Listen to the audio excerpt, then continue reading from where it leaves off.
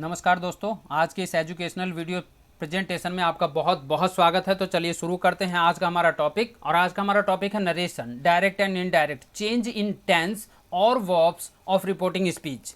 तो सबसे पहले, इससे पहले कि हम अपनी एक्सरसाइज को शुरू करें, एक मेन रूल को हम लोगों को समझ लेना बहुत ज़्यादा ज़रूरी है, क्योंकि यदि रिपोर्टिंग वर्ब ही प्रेजेंट या फ्यूचर टेंस में दे रखी हो तो उस स्थिति में रिपोर्टिंग स्पीच के वर्ब का टेंस नहीं बदला जाता है।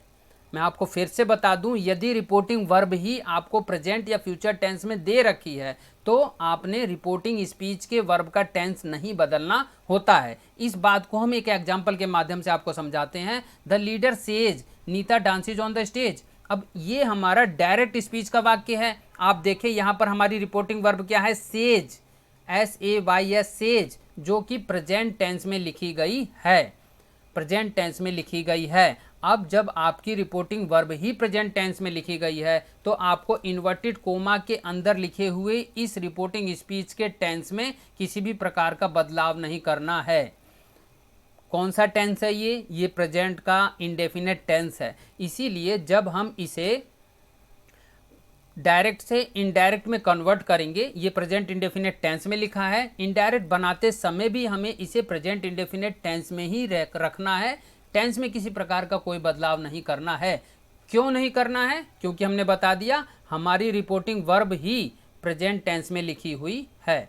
अब जब हमने इस वाक्य को डायरेक्ट से इनडायरेक्ट में बदल दिया तो आप देखेंगे क्या परिवर्तन किया गया है। The leader says Nita dances on the stage. The leader says that, केवल इन्वर्टेड कोमा को हटा के हमने ऐड कर दिया है दैट कंजक्शन, और फिर इसके साथ में Nita dances on the stage को सेम टू सेम लिख दिया गया है, Nita dances on the stage. इसमें किसी प्रकार का कोई बदलाव नहीं किया गया है। तो समझने वाली बात केवल इतनी सी है कि यदि आपकी रिपोर्टिंग वर्ब प्रेजेंट टेंस में हो या फ्यूचर टेंस में दे रखी हो तो उस स्थिति में आपको इन्वर्टेड कोमास के अंदर लिखे हुए रिपोर्टिंग स्पीच के वर्ब का टेंस नहीं बदलना होता है। दूसरे वाक्य को भी हम समझ लेते हैं जो इसी नियम को लागू करता है। The leader has said Nita dances on the stage. अब यहाँ पर देखें जो हमारी रिपोर्टिंग वर्ब है वो क्या है, हैज सैड। इससे भी पता चलता है क्योंकि ये हैज का इस्तेमाल, हेल्पिंग वर्ब का इस्तेमाल हम लोग प्रेजेंट टेंस में करते हैं, तो उस स्थिति में क्योंकि यहाँ पर भी रिपोर्टिंग वर्ब हमारी प्रेजेंट टेंस में ही है, इसीलिए इनडायरेक्ट बनाते समय हमने इस वाक्य में भी टेंस में, रिपोर्टिंग स्पीच के टेंस में किसी भी प्रकार का कोई बदलाव नहीं किया है। Nita dances on the stage, same वाक्य, सेम टेंस हमने इनडायरेक्ट में भी लिख दिया है, Nita dances on the stage. और यहाँ पर भी केवल इन्वर्टेड कोमा को हटाकर हमने दैट कंजक्शंस का इस्तेमाल कर दिया है, और कोई परिवर्तन हमने इस टेंस में भी नहीं किया है। तो स्क्रीन पर जो रूल नंबर फर्स्ट हम समझ रहे हैं, आशा करता हूँ कि आपको पूरी तरह से ये समझ में आया होगा।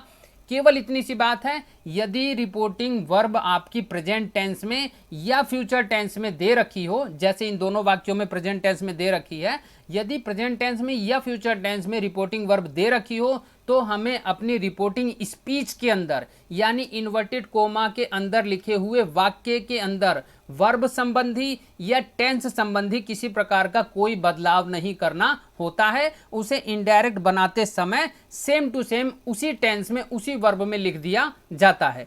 अब हम आगे बढ़ते हैं और अपने रूल नंबर 2 की तरफ आते हैं। हमारा रूल नंबर 2 ये कहता है, यदि रिपोर्टिंग वर्ब पास्ट टेंस में दे रखी हो, जैसा पिछले वाक्यों में आपने देखा सेज लिखा है या फिर हैज सैड लिखा है, तो वो प्रेजेंट टेंस के उदाहरण थे। अब यदि हमें पास्ट टेंस में रिपोर्टिंग वर्ब देखने के लिए मिले तब हमें किस प्रकार के परिवर्तन करने पड़ते हैं, इसको आइए समझते हैं। प्रेजेंट इंडेफिनेट को हमें पास्ट इंडेफिनेट टेंस में बदल देना होता है। प्रेजेंट इंडेफिनेट को हमें पास्ट इंडेफिनेट टेंस में बदल देना होता है। इसे हम एक एग्जांपल के माध्यम से समझते हैं। सबसे पहली बात मैं आपको बता दूं, आप यहाँ पर रिपोर्टिंग वर्ब का रूप देखें। यहाँ पर रिपोर्टिंग वर्ब लिखी है सैड, और सैड का मतलब आप समझ गए, second form of the verb है से की, यानी ये है पास्ट टेंस में। यही हमारा नियम कहता है, यदि रिपोर्टिंग वर्ब पास्ट टेंस में हो तब आपने टेंस में बदलाव करने होते हैं। और पहला बदलाव हम सीखने जा रहे हैं, प्रेजेंट इंडेफिनेट को पास्ट इंडेफिनेट टेंस में बदल देना होता है। अब दोनों ही वाक्यों को आप पहले ध्यान से समझ लें। डायरेक्ट स्पीच का जो वाक्य है वो कहता है she said Hari plays cricket in the evening, और इनडायरेक्ट स्पीच का जो वाक्य है वो कहता है she tells that Hari played cricket in the evening. दोनों वाक्यों को हमने ध्यान से पढ़ लिया है। अब देखें टेंस की तरफ मैं आपका ध्यान दिलाना चाहता हूं। पहला वाला वाक्य जो डायरेक्ट स्पीच में लिखा गया है वह है प्रेजेंट इंडेफिनिट टेंस का और सिंपल सेंटेंस है। प्रेजेंट इंडेफिनिट टेंस के सिंपल सेंटेंस में ऑर्डर ये कहता है कि सबसे पहले सब्जेक्ट आएगा यानी हरी आ गया, उसके बाद वर्ब में हमने एस या ईएस को जोड़ना होता है, हमने एस को जोड़ दिया और उसके बाद में हमने अपना ऑब्जेक्ट लगा देना होता है। तो सबसे पहले प्रेजेंट इंडेफिनिट टेंस में सब्जेक्ट, फिर वर्ब के साथ एस या ईएस और लास्ट में ऑब्जेक्ट को लगा दिया जाता है, जैसा इस वाक्य में लगा दिया गया है। जब हम इसे पास्ट इंडेफिनिट टेंस में बदलने की बात करते हैं तो हमें पास्ट इंडेफिनिट टेंस के सिंपल का ऑर्डर भी पता होना चाहिए, क्योंकि पास्ट इंडेफिनिट टेंस में सिंपल सेंटेंसेस में हम सब्जेक्ट लगाते हैं, उसके बाद हम second form of the verb लगाते हैं और लास्ट में हम अपना ऑब्जेक्ट लगा देते हैं, जैसा यहाँ पर हमने परिवर्तन कर दिया है। तो आप देखेंगे जो हरी प्लेज क्रिकेट था वो इनडायरेक्ट बनाते समय हरी प्लेड क्रिकेट बन चुका है और बाकी शब्दों में किसी प्रकार का कोई परिवर्तन नहीं किया गया है। In the evening same to same in the evening लिख दिया गया है। इन्वर्टेड कोमा हटाकर हमने दैट कंजक्शन को लगा दिया है, सैड के स्थान पर हमने टेल्स का इस्तेमाल कर लिया है। तो आप समझ गए होंगे यदि प्रेजेंट इंडेफिनिट टेंस का कोई वाक्य दिया गया है, reporting speech present indefinite tense में दी गई है, तो हमें उसे पास्ट इंडेफिनिट टेंस में बदल देना होता है। आशा करता हूं ये टॉपिक आपको समझ में आया होगा। अब हम आगे बढ़ते हैं। यदि रिपोर्टिंग स्पीच हमें प्रेजेंट कंटिन्यूअस टेंस में दी गई हो तो हमें उसे पास्ट कंटिन्यूअस टेंस में बदल देना होता है। यदि रिपोर्टिंग स्पीच हमें प्रेजेंट के कंटिन्यूअस टेंस में दी गई है तो हमें उसे पास्ट के कंटिन्यूअस टेंस में बदल देना होता है। यहाँ पर आप एग्जाम्पल के माध्यम से देखें, हमें रिपोर्टिंग स्पीच मिली है I am suffering from fever, I am suffering from fever, और जब हमने इसे डायरेक्ट से इनडायरेक्ट में कन्वर्ट कर लिया है तब हमने वाक्य बना दिया है she was suffering from fever, she was suffering from fever. तो दोनों वाक्य के ऑर्डर को मैं पहले आपको समझा देता हूं, क्योंकि जब प्रेजेंट कंटिन्यूअस टेंस की बात करते हैं, सिंपल वाक्य यहां पर भी है। सिंपल का क्रम यह कहता है कि सबसे पहले सब्जेक्ट आएगा, उसके बाद में इज, एम या आर में से कोई एक ऑक्सिलरी वर्ब, हेल्पिंग वर्ब को हम लोग जोड़ देते हैं, उसके बाद हम मेन वर्ब में प्रेजेंट कंटिन्यूअस टेंस में आईएनजी को जोड़ देते हैं जैसा यहाँ पर जोड़ा गया है, और फिर लास्ट में हम अपने ऑब्जेक्ट को लगा दिया करते हैं। तो कुल मिलाकर ये प्रेजेंट कंटिन्यूअस टेंस का एग्जाम्पल हो गया।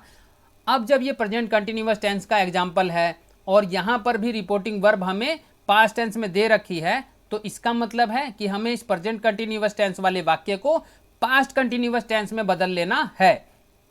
अब ध्यान दें, I am suffering from fever हमारा प्रेजेंट का कंटिन्यूअस टेंस का वाक्य है, और जब हमने इसे परिवर्तित कर लिया डायरेक्ट से इनडायरेक्ट में तो ये बदल चुका है she was suffering from fever, she was suffering from fever. तो कुल मिलाकर हम देखेंगे कि हमने पास्ट कंटिन्यूअस टेंस की सेंस को इस्तेमाल कर लिया, उसके ऑर्डर को इस्तेमाल कर लिया, और उसका स्ट्रक्चर ये कहता है कि सबसे पहले सब्जेक्ट आएगा, जैसे यहाँ पर सी आ गया, उसके बाद वाज या वर्ब में से कोई एक हेल्पिंग वर्ब का हम लोग चुनाव कर लेते हैं, सब्जेक्ट के अकॉर्डिंग सी के साथ वाज लगाया जाता है, हमने वाज लगा लिया, और पास्ट कंटिन्यूअस टेंस में उसके बाद मेन वर्ब, उसके बाद आईएनजी उसके अंदर, और लास्ट में ऑब्जेक्ट को लगा दिया जाता है। और जो परिवर्तन किए हैं हमने ये तो देख लिया कि प्रेजेंट कंटिन्यूअस टेंस के वाक्य को हमने पास्ट कंटिन्यूअस टेंस के स्ट्रक्चर के अनुसार बदल लिया है, और जो छोटे छोटे से वाक्य में परिवर्तन किए हैं उसे भी समझ लेते हैं। जैसे सैड तो सैड ही रह गया, इन्वर्टेड कोमा हटा के हमने दैट का इस्तेमाल कर लिया, और आई जो कि हमारा फर्स्ट पर्सन का प्रोनाउन है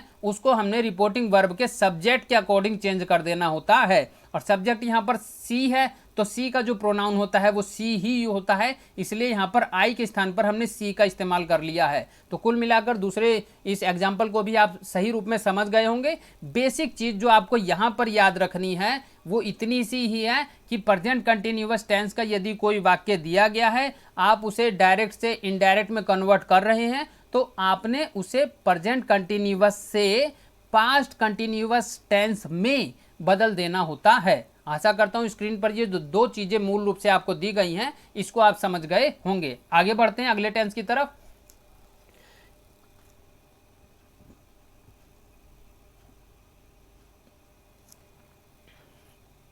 प्रेजेंट परफेक्ट टेंस को पास्ट परफेक्ट टेंस में चेंज कर देना होता है, प्रेजेंट परफेक्ट टेंस को पास्ट परफेक्ट टेंस में चेंज कर देना होता है। अब इस वाक्य को आप ध्यान से समझे, Raj said to me I have seen the movie. Raj said to me I have seen the movie. अब जब हमने इसे डायरेक्ट से इनडायरेक्ट में कन्वर्ट कर लिया है तो ये वाक्य इस रूप में बदल गया है, Raj told me that he had seen the movie. हम देखेंगे हमने क्या क्या परिवर्तन किए हैं। सबसे पहली बात तो ये है कि ये प्रेजेंट परफेक्ट टेंस का वाक्य है और इसका कारण है, आप देखेंगे प्रेजेंट परफेक्ट टेंस का जो स्ट्रक्चर होता है वो यही होता है। सबसे पहले उसमें सब्जेक्ट लगा होता है, जैसे यहाँ पर हमारा सब्जेक्ट लगा है आई। उसके बाद कोई ना कोई हेल्पिंग वर्ब लगी होती है, हैज या हैव में से। आई के साथ लगाया जाता है हैव, तो हमने यहाँ पर लगाया है हैव। उसके बाद हमें third form of the verb लगी रहती है, आप देखेंगे सी की third form of the verb seen लगी हुई है और लास्ट में ऑब्जेक्ट लगाया गया होता है। तो यहाँ पर भी हमें ऑब्जेक्ट लगा हुआ मिला है। तो कुल मिलाकर आप देखेंगे कि जो प्रेजेंट परफेक्ट टेंस का स्ट्रक्चर होता है उसी के अनुसार यहाँ पर वाक्य लिखा गया है। और जैसा हमने बताया कि प्रेजेंट परफेक्ट टेंस को आपने पास्ट परफेक्ट टेंस में चेंज कर देना है। पास्ट परफेक्ट टेंस का रूल ये कहता है, स्ट्रक्चर ये कहता है कि सबसे पहले सब्जेक्ट आएगा, जैसे यहाँ पर ही आ गया, उसके बाद में हैड लगाया जाता है, उसके बाद में third form of the verb लगाई जाती है, उसके बाद में आपने ऑब्जेक्ट लगा देना होता है। तो कुल मिलाकर आप देखेंगे आई हैव सीन द मूवी, इसे हमने पास्ट परफेक्ट में चेंज कर दिया है, ही हैड सीन द मूवी। और बाकी के जो परिवर्तन किए गए हैं और टेंसेज की तरह वो यहाँ पर भी अप्लाई हुए हैं। जैसे आप देखेंगे सैड टू को हमने टोल्ड में बदल दिया है और फिर इन्वर्टेड कोमा हटाकर हमने दैट लगा दिया है। और क्योंकि आई जो है वो फर्स्ट पर्सन का प्रोनाउन है, इसे हमने रिपोर्टिंग वर्ब के सब्जेक्ट राज के अनुसार प्रोनाउन उसका इस्तेमाल कर लिया है, जो कि होता है ही। तो कुल मिलाकर मैं समझता हूं कि प्रेजेंट परफेक्ट टेंस को पास्ट परफेक्ट टेंस में बदलना होता है। ये बात आप स्पष्ट रूप से समझ गए होंगे। अगले टेंस की तरफ हम बढ़ते हैं, जो कि हमारा है प्रेजेंट परफेक्ट कंटिन्यूअस टेंस को हमने पास्ट परफेक्ट कंटिन्यूअस टेंस में बदल देना होता है। प्रेजेंट परफेक्ट कंटिन्यूअस टेंस को पास्ट परफेक्ट कंटिन्यूअस टेंस में बदल देना होता है। बहुत ही सिंपल सी बात है। आप देखें यहाँ पर वाक्य लिया है हमने, father said it has been raining since morning, it has been raining since morning. और जब हमने इसे पास्ट परफेक्ट टेंस में बदल दिया तो वाक्य हमारा हो गया father said that it had been raining since morning. तो देखेंगे क्या क्या परिवर्तन किए और स्ट्रक्चर क्या कहते हैं दोनों ही टेंसेस के। आप पहले वाक्य की तरफ पहले ध्यान दें। प्रेजेंट परफेक्ट कंटिन्यूअस टेंस में जो वाक्य बनते हैं, क्योंकि ये सिंपल है, सिंपल का स्ट्रक्चर यही होता है। सबसे पहले आता है हमारा सब्जेक्ट, जैसे यहाँ पर आया है इट, उसके बाद हैज या हैव में से कोई एक हेल्पिंग वर्ब लगी रहती है, इट के साथ लगाया जाता है हैज, तो यहाँ पर हैज लगाया गया है। उसके बाद सारे ही वाक्यों में बीन शब्द का इस्तेमाल किया जाता है, बीन को अटैच किया जाता है, यहाँ पर भी बीन अटैच किया गया है। उसके बाद हमने अपनी मेन वर्ब में आईएनजी को जोड़ना होता है, फिर सिंस या फोर में से कोई एक शब्द लगाकर हमने अपने टाइम को अटैच कर देना होता है।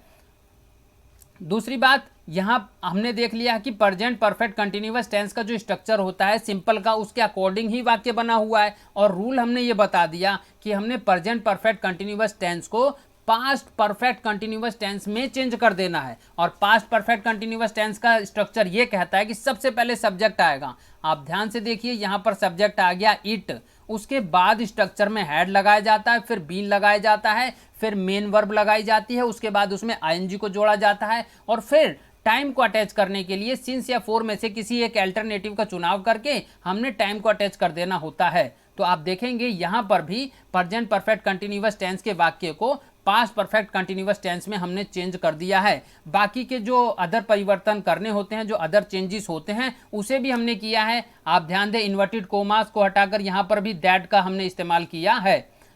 तो आशा करता हूं कि स्क्रीन पर जो दो टेंसेस के बारे में जानकारी दी गई है उसको आप समझ गए होंगे जी। प्रेजेंट परफेक्ट को पास्ट परफेक्ट में और प्रेजेंट परफेक्ट कंटिन्यूअस टेंस को पास्ट परफेक्ट कंटिन्यूअस टेंस में चेंज करना होता है। आगे बढ़ते हैं। पास्ट इंडेफिनिट टेंस को पास्ट परफेक्ट में बदल देना होता है। पास्ट इंडेफिनिट टेंस को पास्ट परफेक्ट में बदल देना होता है। इन दोनों ही टेंसेज के बारे में मैं आपको बताता हूं। जैसे पहले हम वाक्य को समझ लेते हैं। John said to me, John said to me I took the breakfast in the morning. और जब हमने इसे डायरेक्ट से इनडायरेक्ट में परिवर्तित कर लिया तो वाक्य इस रूप में हो गया है, John told me that he had taken the breakfast in the morning. तो सबसे पहले मैं आपको पहले वाक्य के बारे में बता दूं, जो हमारा डायरेक्ट स्पीच का वाक्य है। क्योंकि ये पास्ट इंडेफिनेट टेंस में लिखा गया वाक्य है और पास्ट इंडेफिनेट टेंस के सिंपल स्ट्रक्चर में सबसे पहले हमने बता दिया सब्जेक्ट आता है, उसके बाद second form of the verb आती है और लास्ट में ऑब्जेक्ट लगा दिया जाता है। Subject, second form of the verb और लास्ट में ऑब्जेक्ट लगा होता है। जैसा इस वाक्य के अंदर आप देख रहे हैं, भाई आई हमारा सब्जेक्ट हो गया, टुक हमारी टेक की second form of the verb हो गई और लास्ट में हमने अपने ऑब्जेक्ट को ज्वाइन कर दिया है। तो कुल मिलाकर हमारा वाक्य बन गया I took the breakfast in the morning. अब क्योंकि हमने रूल में ये बता दिया कि पास्ट इंडेफिनेट को आपने पास्ट परफेक्ट में चेंज कर देना है, तो आप देखेंगे पास्ट परफेक्ट का स्ट्रक्चर क्या कहता है। पास्ट परफेक्ट का स्ट्रक्चर ये कहता है कि सबसे पहले सब्जेक्ट आएगा, जैसे यहां पर ही आ गया, उसके बाद में पास्ट परफेक्ट टेंस में सारे ही वाक्यों में हेल्पिंग वर्ब हैड को लगाया जाता है, हमने हैड भी लगा दिया। उसके बाद अपनी मेन वर्ब की third form of the verb यानी तीसरी अवस्था, क्रिया की तीसरी अवस्था को ज्वाइन किया जाता है, हमने यहाँ पर तीसरी अवस्था को ज्वाइन कर दिया और लास्ट में अपने ऑब्जेक्ट को ज्वाइन कर दिया जाता है। तो कुल मिलाकर आप देखेंगे I took the breakfast in the morning, ये पास्ट इंडेफिनेट टेंस के स्ट्रक्चर के अनुसार बना हुआ वाक्य है। जब हमने इसे पास्ट इंडेफिनेट से पास्ट परफेक्ट में चेंज कर लिया है तो वाक्य इस रूप में कन्वर्ट हो चुका है, he had taken the breakfast in the morning. तो कुल मिलाकर यहाँ पर एक सरल सी जो बात आई है वो यही है कि पास्ट इंडेफिनेट टेंस में बने हुए रिपोर्टिंग स्पीच को हमने पास्ट परफेक्ट में चेंज कर देना होता है। अदर जो परिवर्तन है, जो दूसरे हमने परिवर्तन किए हैं वो भी किए गए हैं। जैसे आप देखेंगे इन्वर्टेड कोमास को हटाकर हमने यहाँ पर दैट लगा दिया है, सैड को हमने यहाँ पर टोल्ड में परिवर्तित कर लिया है और जो आई था, जो हमने बता दिया फर्स्ट पर्सन का प्रोनाउन है, उसे हमने रिपोर्टिंग वर्ब सैड टू के सब्जेक्ट यानी जॉन के अनुसार उसके प्रोनाउन ही में परिवर्तित कर लिया है, यानी आई को हमने ही बना लिया है। तो मैं समझता हूं कि आपको ये नियम भी समझ में आया होगा। हम आगे बढ़ते हैं अगले टेंस की तरफ। पास्ट कंटिन्यूअस को पास्ट परफेक्ट कंटिन्यूअस में बदल दिया जाता है, पास्ट कंटिन्यूअस को पास्ट परफेक्ट कंटिन्यूअस टेंस में बदल दिया जाता है। दोनों वाक्यों को यहां पर भी आप ध्यान से समझें। I was going to the market, तो पास्ट कंटिन्यूअस टेंस में तो यही स्ट्रक्चर होता है जी, सबसे पहले सब्जेक्ट आएगा, उसके बाद वाज या वर्ब में से कोई एक हेल्पिंग वर्ब, उसके बाद मेन वर्ब में हम आईएनजी को जोड़ते हैं और लास्ट में हम ऑब्जेक्ट को लगा दिया करते हैं। तो इसी रूप में ये वाक्य लिखा गया है। जब हम इसे पास्ट कंटिन्यूअस से अब पास्ट परफेक्ट कंटिन्यूअस टेंस में चेंज करेंगे तो पास्ट परफेक्ट कंटिन्यूअस टेंस का सेंस स्ट्रक्चर क्या कहता है, वो कहता है सबसे पहले सब्जेक्ट आएगा जैसे सी, उसके बाद में क्या लगाया जाएगा, हैड लगता है सारे ही वाक्यों में, बीन लगता है सारे ही वाक्यों में, उसके बाद मेन वर्ब में आईएनजी को जोड़ा जाता है पास्ट परफेक्ट कंटिन्यूअस टेंस में और लास्ट में अपने ऑब्जेक्ट को लगा दिया जाता है। उसके बाद यदि समय भी दिया गया है तो सिंस और फॉर लगाते हैं, यदि समय नहीं दिया गया तो सिंस और फॉर लगाने की जरूरत नहीं होती है। और बाकी के परिवर्तन भी हमने किए हैं इस वाक्य में, जैसे यहाँ पर भी इस वाक्य में भी इन्वर्टेड कोमा को हटाकर हमने दैट कंजक्शंस को अटैच कर दिया है और फिर अपने आई जो हमारा फर्स्ट पर्सन का प्रोनाउन है उसको हमने अपने रिपोर्टिंग वर्ब के सब्जेक्ट के अनुसार गीता के अनुसार चेंज कर लिया है, जो कि गीता का प्रोनाउन होता है सी, तो हमने आई के लिए इसीलिए सी शब्द का इस्तेमाल किया है। तो आशा करता हूँ स्क्रीन पर जो दो टेंसेस के बारे में जानकारी दी गई है, डायरेक्ट से इनडायरेक्ट बनाते समय किस प्रकार के परिवर्तन हमें करने हैं, ये चीज़ें भी आपको समझ में आई होंगी। आगे बढ़ते हैं। अब हमें देखना है कि फ्यूचर टेंस में किस प्रकार के बदलाव किए जाते हैं। फ्यूचर टेंस में होने वाले बदलाव बहुत ही कॉमन और बहुत ही सिंपल और सरल सी बातें होती हैं। इसमें मेन 4-5 चीज़ें होती हैं जो हमें ज़्यादातर समझनी होती हैं। यदि फ्यूचर टेंस में रिपोर्टिंग स्पीच के अंदर हमें इस प्रकार के शब्द देखने के लिए मिलते हैं सीधे विल या शैल, तो हमें इन दोनों ही शब्दों को वुड में परिवर्तित कर देना होता है। और यदि हमें देखने के लिए मिलता है मे, तो हमें इसे माइट में परिवर्तित कर देना होता है। और यदि हमें देखने के लिए मिलता है कैन, तो हमें इसे कुड में परिवर्तित कर देना होता है। तो कुल मिलाकर आप सीधे सीधे देखें कि विल शैल को वुड में, मे को माइट में, कैन को कुड में परिवर्तित कर देना होता है। और यदि और कोई वर्ड फ्यूचर टेंस की रिपोर्टिंग स्पीच में हमें देखने के लिए मिलते हैं जैसे to go, should go, must go, इन सभी में किसी प्रकार का परिवर्तन नहीं होता। जैसे ये डायरेक्ट में लिखे जाते हैं वैसे ही इन्हें इनडायरेक्ट में भी लिख दिया जाता है। आगे बढ़ते हैं। फ्यूचर टेंस में होने वाले कुछ और बदलाव से संबंधित हम अपने एग्जाम्पल्स देखते हैं। जैसे आप देखेंगे Meera said to me I shall leave you soon. अब जब हमने इसमें परिवर्तन किया डायरेक्ट से इस टेंस को इनडायरेक्ट में बदला तो क्या क्या हुआ, मीरा सैड टू को हटाकर हमने टोल्ड का इस्तेमाल कर लिया है, मी की जगह हमारा मी ही है, इन्वर्टेड कोमा हटा के हमने दैट लगा दिया है, और जो आई फर्स्ट पर्सन का प्रोनाउन था उसे हमने अपने रिपोर्टिंग वर्ब के सब्जेक्ट मीरा के अकॉर्डिंग इसका प्रोनाउन यूज कर लिया है सी। उसके बाद में हमने बता दिया सेल का या विल का हमने क्या परिवर्तन करना होता है, इन दोनों की जगह हमने लगाना होता है वुड, तो यहाँ पर हमने वुड लगा लिया है। लीव, लीव की जगह लीव लगा लिया। यू जो लिखा हुआ है पॉसेसिव फॉर्म में किसके लिए लिखा है, मी के लिए, तो मी के लिए हमने मी का ही इस्तेमाल किया है उसका प्रोनाउन, और सून की जगह सून का ही इस्तेमाल किया गया है। तो कुल मिलाकर इस वाक्य में आप देखें, समझने वाली बात इस वाक्य में केवल इतनी है कि यदि सेल या विल वाक्य में रिपोर्टिंग स्पीच के अंदर आते हैं और आप उसे डायरेक्ट से इनडायरेक्ट में परिवर्तित कर रहे हैं तो आपने सेल या विल के स्थान पर वुड का इस्तेमाल करना होता है। आगे हम बढ़ते हैं दूसरे वाक्य की तरफ। Teacher said we shall have finished our work by 9 PM। Teacher said we shall have finished our work by 9 PM।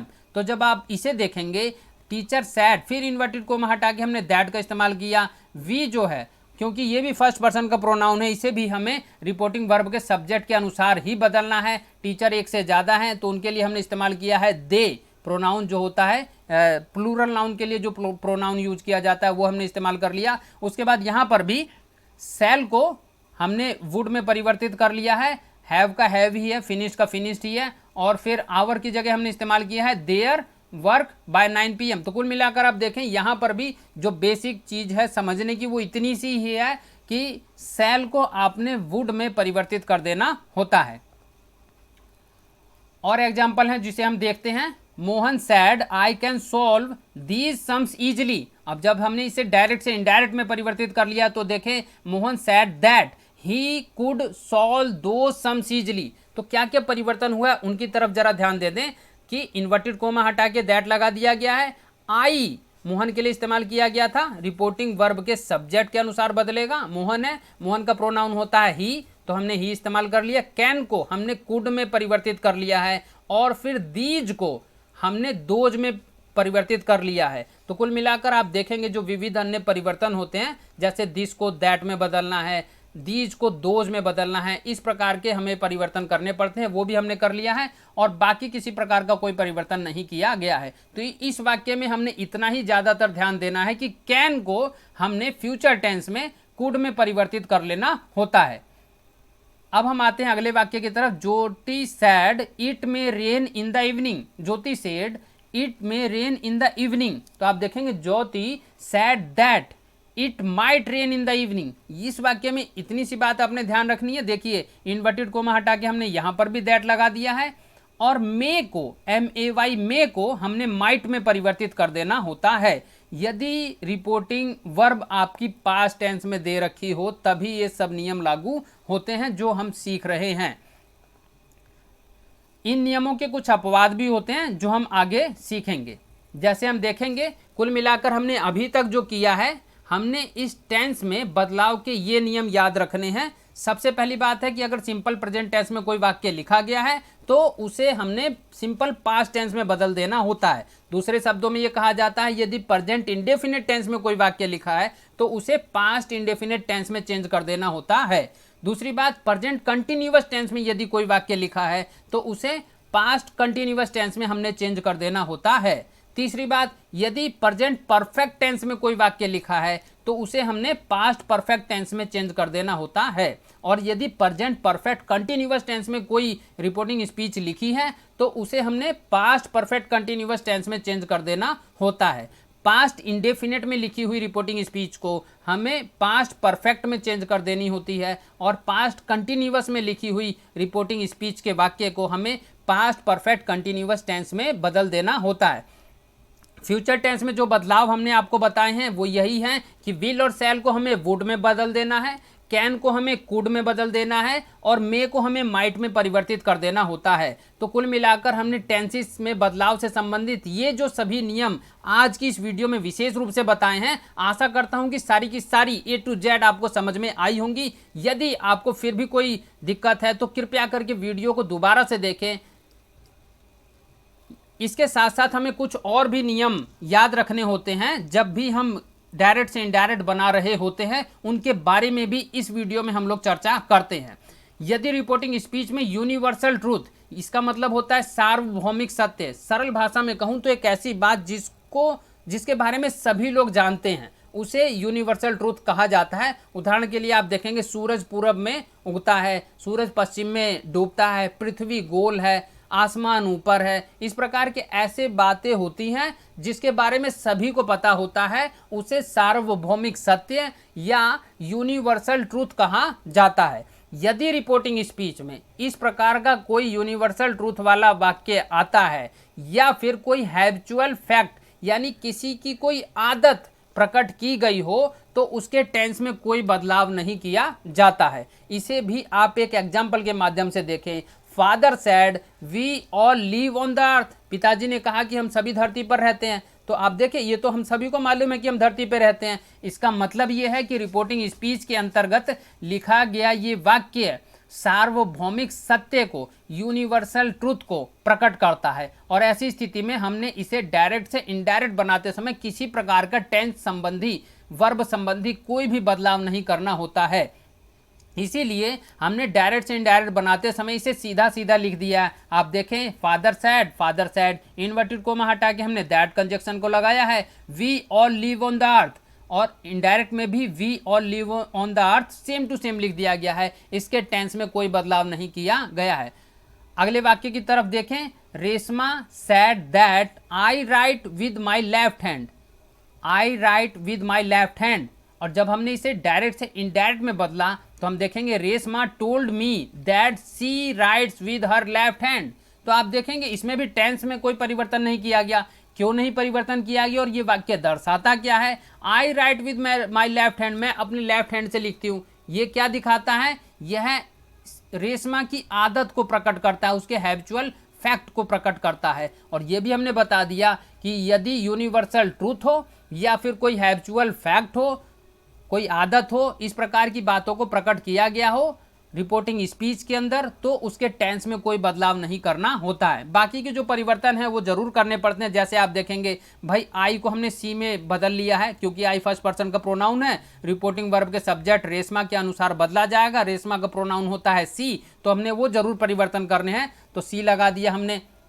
माई के लिए हमने हर लगा दिया। इस प्रकार के छोटे छोटे परिवर्तन जरूर करने पड़ते हैं, परंतु इस स्क्रीन पर दिए गए नियम के अनुसार दो बातें जो आपने ध्यान में रखनी है। यदि रिपोर्टिंग स्पीच में कोई सार्वभौमिक सत्य आए या फिर आदत कोई प्रकट की गई हो, तो रिपोर्टिंग स्पीच के टेंस में किसी भी प्रकार का कोई बदलाव नहीं करना पड़ता।